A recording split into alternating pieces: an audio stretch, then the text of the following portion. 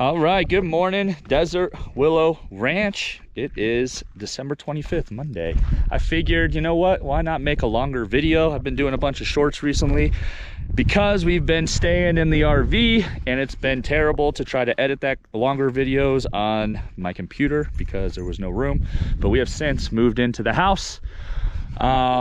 We got our final electric, we got our final plumbing. We're missing trim and some doors, so that's our final step, but we got temporary COs and all that, so we're good, and we just need to call them for the final walkthrough when we're ready. So all the inspectors have been pretty awesome, including our builders, so they've worked with us. So we're in the house and I got the solar hooked up and the rain tank hooked up, so I'll show you.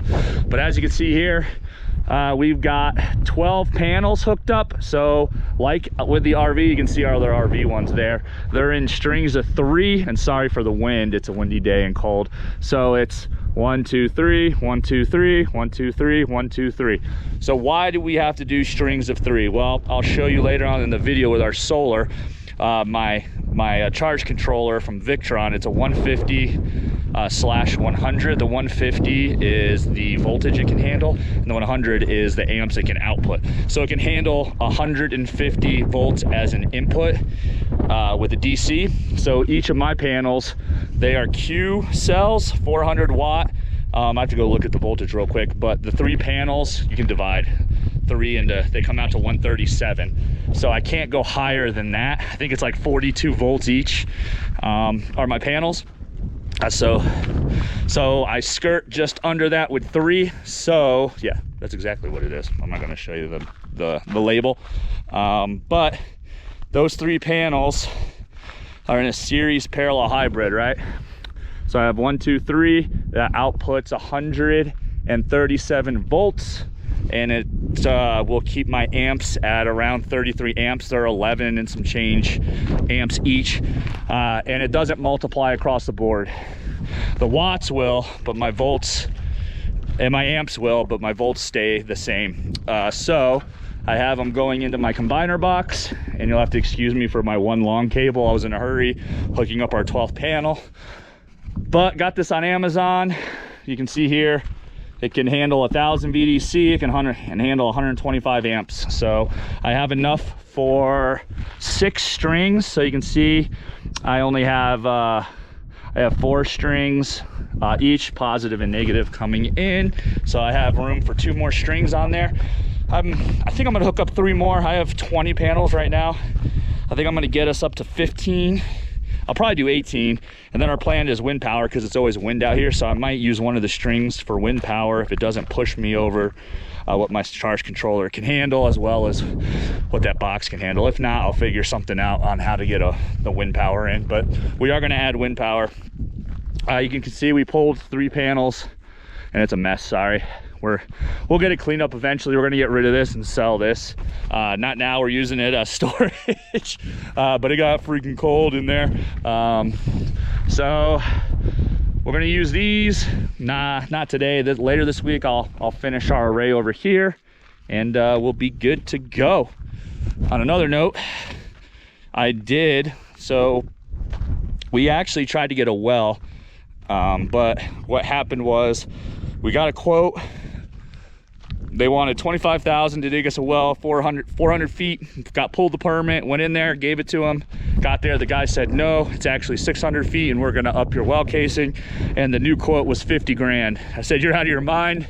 We're not paying you $50,000 to jig a well. And so I hooked up the rain tanks and built a quick pump house. So you can see our kind of a mess here, but we were able, my neighbor came down and we dug the trench. I ran PEX inside of PVC and then put dirt over it so it would just be protected because it's crazy rocky here. And right here is my power trench that we dug. You can see some of it just sticking out there. I just got 2 1-gauge running through the conduit there. So we poured sand over everything so nothing would get punctured, and we go from there. We got our pump house. I don't know if I want to show it because it's not pretty. It's my plumbing, it works. I need to get a expansion tank right now. I just have a Harbor Freight pump hooked up. with its own pressure gauge. So turns on at 30, shuts off at 50, hooked into the rain tanks. You can see here we didn't finish. They couldn't get his skid loader in here to fill the trench in, but I have these double wrapped with the rain tanks. So I got 1,000 gallons hooked up, and it rained last night. It's been raining all last week. So we have our IBC tote filled as well, all coming out of our gutter. So we're good to go there. Oh, also, I'll show you the pump house. It ain't pretty, but I'll show it. You guys can make fun of me if anybody wants to comment. But this was quick, down and dirty, just so we had running water in the house. So we got our pump. I do have an expansion tank, but it has a continuous flow valve. It wasn't working right, and the valve on top, it actually came cross-threaded, so I just hooked this straight into it. I do have heat tape. Y'all can laugh at my insulation job. I got heat tape running so nothing freezes, and we have a 2-stage filter there, just so we get some water that's clean in the house. We're not drinking the water, it's just washing dishes, showers, flushing toilets, etc. So yeah, there's that. Right, Sake? What do you think? You'll also see, because it's chilly, I'll come around to the front of the house. We do have our wood stove going, and I can't wait to clean all this up because I hate our outside looking like a mess and all trashy. So we'll get there, but we got our wood stove installed. So it's kicking out heat. It's working for us. It's a 2,200 square feet wood stove. I'll show you in a little while, but we do got it hooked up. We got our Starlink punched through the wall there. Never moves, so we got perfect connection. But you will see our poor Xterra here. So a few months ago, man, I don't know, August, I think, she died on us. So pulling water, I think, killed her. It's an 07 Xterra, 200,000 miles. Transmission started slipping, so the transmission went out. So I'm gonna fix it. Some place I took it to here tried to give me a quote at $9,000. I told them they're out of their minds. I'm not paying you $9 grand for a transmission, so I'll just find a used transmission and either install it myself or get somebody that has a better price, some mom and pop shop to hopefully install it. But what we did get, which is awesome, is a Ford Excursion. You can see behind me. This is my wife's daily driver now. It's huge. It's the V10. Wish I could have got the diesel, but it's a V10. It's an 02. It's got some miles, but she's going all right. So we do have plenty of room there. And man, the views are great. We got a ton of rain, over 10,000 feet. That mountain is actually peaks at like around 10,000. I'm at 5,600 feet at the house now. But yeah, so we do have a snow line. And today I'm gonna be smoking a ham. So I was getting the Pit Boss all set up. When we brought it over here, screws, I guess, fell out of it like crazy while driving it down our dirt road. So I gotta get some screws for it, but I got the old Pit Boss set up. I'm gonna throw a ham on for Christmas dinner. We'll go from there. All right, so here's our wood stove. It's 2,200. We got it from Tractor Supply. It's a Pleasant Hearth, 2,200 square feet. It's working pretty good. We had some guys come in and install it because I wasn't gonna punch through the roof. But you can see we got our heat shield up too. It's just black galvanized roofing material. The cool thing is here, when I was reading, so the stove is pretty close to the wall. It's supposed to have more a distance, but if you set up the ceramic spacers and you get an inch gap and you have an inch below it, it creates a air gap, so cool air comes in from the bottom, goes up and keeps it cool, so it recycles the air, so it can cut your distance down by like 67%. So I was reading, but that's what's happening, and that's how we got it so close. So I'm at the minimum distance with that percentage allowed with this setup with the heat shield. So, but it's working good. It's keeping the house cold. I don't even have fan or warm. I don't even have fans on it, and it's keeping it toasty. Yeah, we've had no problem. So it's a good one. There is a company here called Blaze King. They wanted $4 grand for a similar wood stove. This is Tractor Supply. I got it on sale for $800, so I'll take the $800. Solar. So here's my solar room. You can see it in all its glory. We are powering the house. I am not hooked up to the grid. My main panel is hooked up with this system here, and I'll show it to you. So first off, you can see the battery bank. With any off-grid system, you need batteries. This keeps the system stable so the inverter can work.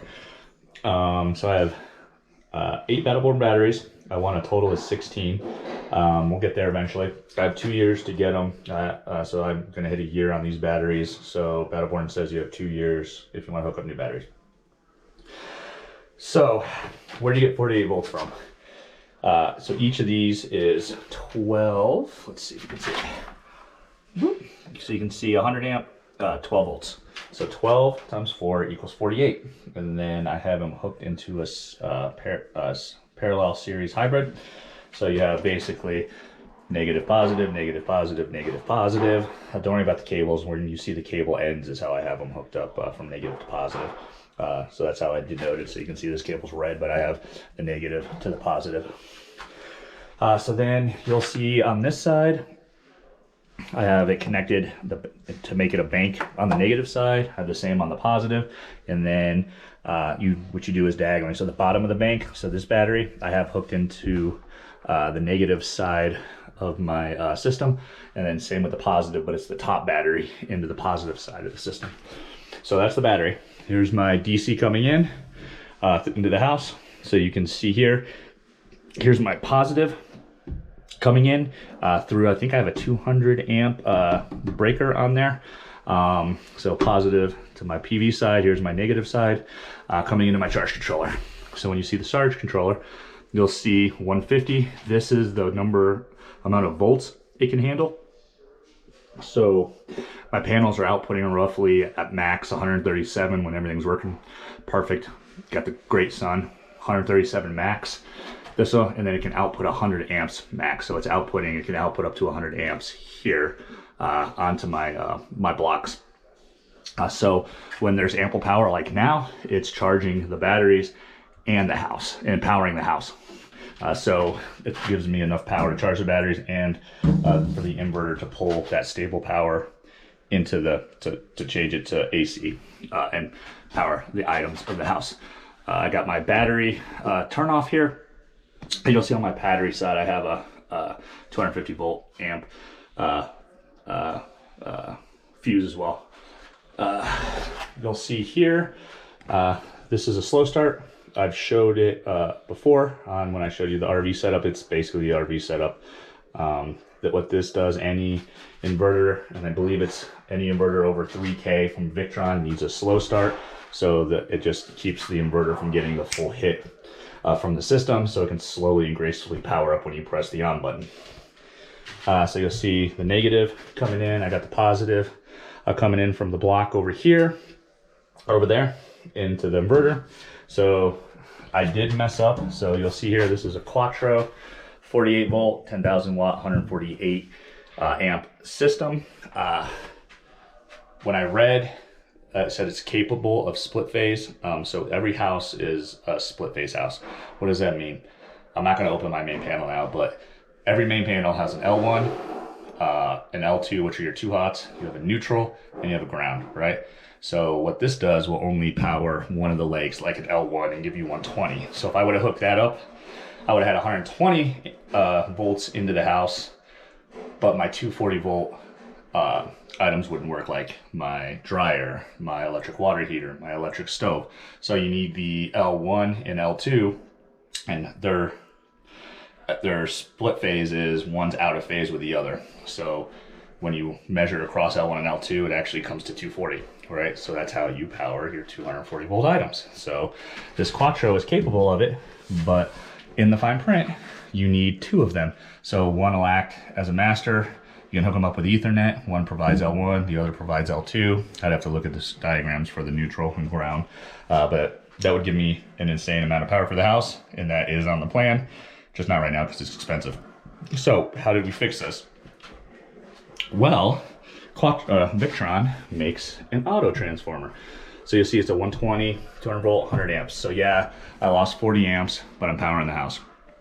So what this does is take my single phase 120 it takes it and it can break it into an L1 and an L2 to get my 2 legs into the house, and they're split phase. It'll make a split phase. Vastly cheaper than buying a whole nother inverter. So that's what we did. That's how we got it working. Right now I only have 200 amps. I have a 200 main panel. Then I have the main panel going to the sub panel in my laundry room, which is where all my other breakers are to power the house. So you'll see from here, from my auto transformer, I have 4.0. This is actually what's going through the attics of the house and into my main panel outside, from my main panel to my sub panel in the laundry room, and is providing everything to the house. So I had no problem with this system in the RV. It's been running for months, no issues. All the cables are well oversized for the application. I do have a plexiglass I'm going to put over so no one can fall into this. And I do have battery terminal covers. That's going to be everything. And then we're going to have a door. And so everything's going to be cut off so nobody's going to have any problems. Multiple people have mentioned about venting to me. The cool thing with these batteries with LifePo4s, Battleborn, they're sealed. There's very little electrolytes in them at all. Meaning they're also made to where you can install them in any format. Up, down, left, right, any way you want it. And they don't vent. So they are perfectly fine. And I did forget to mention each of these batteries on the top here, it's called the BMS. So Battleborn comes with their battery management system. So A, it helps with charging. B, it saves the battery. So with the LifePo4s, you don't want to bring them down to 0. Well, this leaves a little budget, so it'll actually shut the battery off until a little bit before it hits to 0%. So you won't damage the battery if you bring it down to 0. It'll show 0, but in reality, it's not really 0. They'll also shut down when it's too cold. They won't allow charging when it's too cold, and same for when it's too hot. So they are pricey, but I think they're well worth it, and I need 8 more. So we'll get there eventually. So I just wanted to say Merry Christmas to everybody. And I hope everyone's doing well. Thanks for watching the channel and our adventure so far. We're not done yet. The house isn't 100%. We got a lot of plans for landscaping, gardens, outbuildings, better pump house because that thing's ugly. So we are going to continue on into the new year, and we're just going to keep moving forward and keep finishing the house. So far we've been able to remain debt free, and hopefully we can continue on doing that. So I hope you all have a great Christmas,